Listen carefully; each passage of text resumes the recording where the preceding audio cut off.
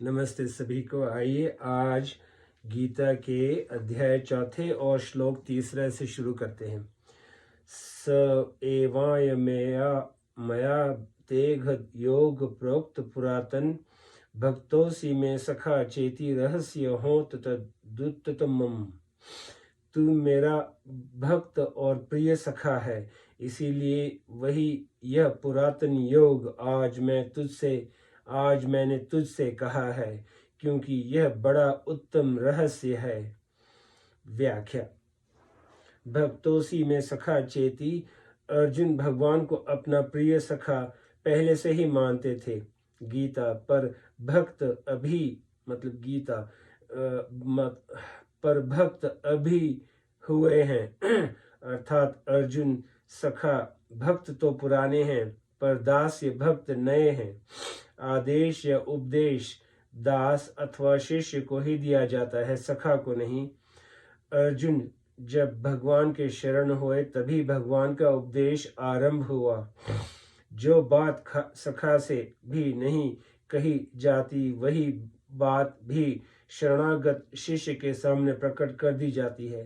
अर्जुन भगवान से कहते हैं कि मैं आपका शिष्य हूँ, इसीलिए आपके शरण हुए मुझको शिक्षा दीजिए।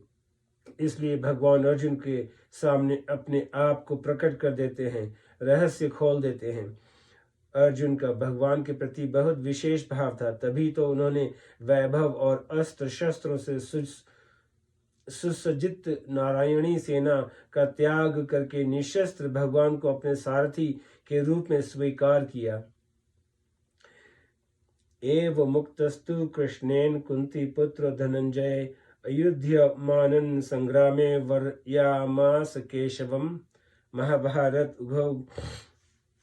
श्री कृष्ण के ऐसा कहने पर कुंती कुमार धनंजय ने संग्राम भूमि में अस्त्र शस्त्रों से सुसज्जित एक अक्षौहिणी नारायणी सेना को छोड़कर युद्ध न करने वाले निशस्त्र उन भगवान श्री कृष्ण को ही अपना सहायक चुना। साधारण लोग भगवान की दी हुई वस्तुओं को तो अपनी मानते हैं जो अपनी है ही नहीं, पर भगवान को अपना नहीं मानते जो वास्तव में अपने हैं। वे लोग वैभवशाली भगवान को न देखकर उनके वैभव को ही देखते हैं। वैभव को ही सच्चा मानने से उनकी बुद्धि इतनी भ्रष्ट हो जाती है कि वे भगवान का अभाव ही मान लेते हैं, अर्थात भगवान की तरफ उनकी दृष्टि जाती ही नहीं। कुछ लोग वैभव की प्राप्ति के लिए ही भगवान का भजन करते हैं।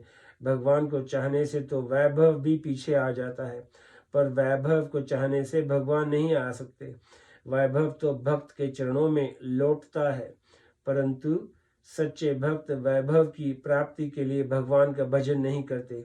वे वैभव को नहीं चाहते, अपितु भगवान को ही चाहते हैं। वैभव को चाहने वाले मनुष्य वैभव के भक्त दास होते हैं, और भगवान को चाहने वाले मनुष्य भगवान के भक्त होते हैं। अर्जुन वैभव नारायणी सेना का त्याग करके केवल भगवान को अपनाया, तो युद्ध क्षेत्र में भीष्म, द्रोण, युधिष्ठिर आदि महापुरुषों के रहते हुए भी गीता का महान दिव्य उपदेश केवल अर्जुन को ही प्राप्त हुआ, और बाद में राज्य भी अर्जुन को मिल गया। स एवाय मया तेह योग प्रोक्त पुरातन। इन पदों का यह तात्पर्य नहीं है कि मैंने कर्म योग को पूर्णतया कह दिया है, प्रत्युत यह तात्पर्य है कि जो कुछ कहा है वह पूर्ण है। आगे भगवान के जन्म के विषय में अर्जुन द्वारा किए गए प्रश्न का उत्तर देकर भगवान ने पुनः उसी कर्म योग का वर्णन आरंभ किया है। भगवान कहते हैं कि सृष्टि के आदि में मैंने सूर्य के प्रति जो कर्म योग कहा था, वही आज मैंने तुमसे कहा है। बहुत समय बीत जाने पर वह योग अप्रकट हो गया था, और मैं भी अप्रकट ही था। अब मैं भी अवतार लेकर प्रकट हुआ हूँ, और योग को भी पुनः प्रकट किया है। अतः अनादिकाल से जो कर्म योग मनुष्य को कर्म बंधन से मुक्त करता आ रहा है, वह आज भी उन्हें कर्म बंधन से मुक्त कर देगा। रहस्य होत दुत्तमम्। जिस प्रकार 18वें अध्याय के 66वें श्लोक में भगवान ने अर्जुन के सामने सर्वगुहात्म बात प्रकट की कि तू मेरी शरण में आ जा, मैं तुझे संपूर्ण पापों से मुक्त कर दूंगा, उसी प्रकार यहाँ उत्तम रहस्य प्रकट करते हैं कि मैंने ही सृष्टि के आदि में सूर्य को उपदेश दिया था और वही मैं आज तुझे उपदेश दे रहा हूँ। भगवान अर्जुन से मानो यह कहते हैं कि तेरा सारथी बनकर मैं तेरी आज्ञा का पालन करने वाला होकर भी मैं आज तुझे वही उपदेश दे रहा हूँ जो उपदेश मैंने सृष्टि के आदि में सूर्य को दिया था। मैं साक्षात वही हूँ और अभी अवतार लेकर गुप्त रीति से प्रकट हुआ हूँ। यह बहुत रहस्य की बात है।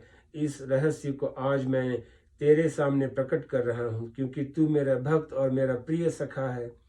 साधारण मनुष्य की तो बात ही क्या है, साधक की दृष्टि भी उपदेश की ओर अधिक एवं उपदेष्टा की ओर कम जाती है।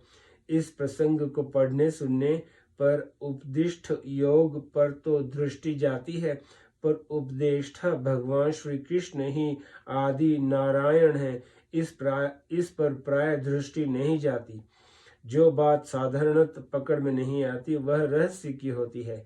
भगवान यहाँ रहस्यम पद से अपना परिचय देते हैं कि जिसका तात्पर्य है कि साधक की दृष्टि सर्वथा भगवान की ओर ही रहनी चाहिए।